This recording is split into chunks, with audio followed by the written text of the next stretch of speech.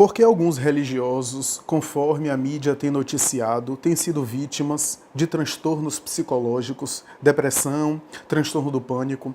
Isso é falta de fé? De maneira nenhuma. Não podemos estabelecer uma relação tão simples entre transtornos e quadros psicológicos e até psiquiátricos com a ausência de fé ou com algo errado com relação a esses religiosos. Acontece que, na compreensão do Espiritismo, o Espiritismo explica muito bem isso, não há regime de exceção. Seja o líder religioso, seja o líder de uma nação, seja um potentado, seja uma pessoa simples, seja uma pessoa que está dirigindo as massas. Ora bem, não podemos fazer uma explicação, um raciocínio tão ingênuo, uma elucubração tão ingênua, a ponto de chegar a esse exagero. Afinal, os religiosos também são espíritos em evolução.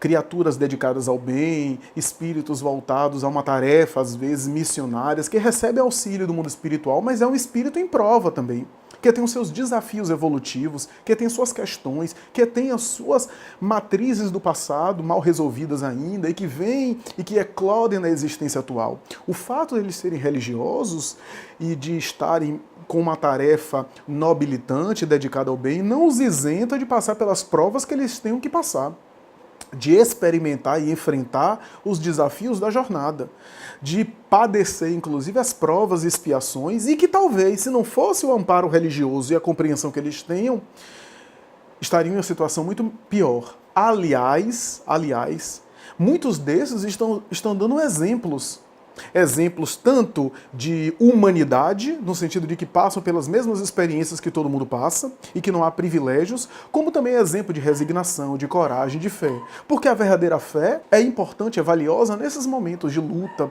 de dificuldade. Então não vejo dessa forma, não acho que o fato de eles serem religiosos, eles não vão passar por problemas, não vão experimentar desafios, muito pelo contrário.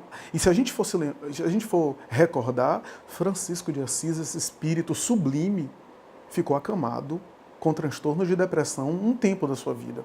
Se a gente for parar para ver Paulo, o apóstolo, antes de se tornar o que tornou-se, se isolou no deserto e ficou melancólico, refletindo durante 3 anos.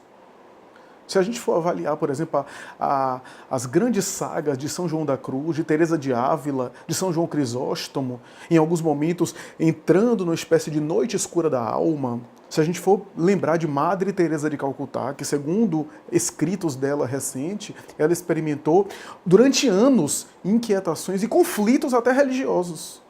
Só que ela utilizava esses conflitos para trabalhar mais, para servir mais no bem e para ser mais fiel a Deus, dando o exemplo que deu à humanidade.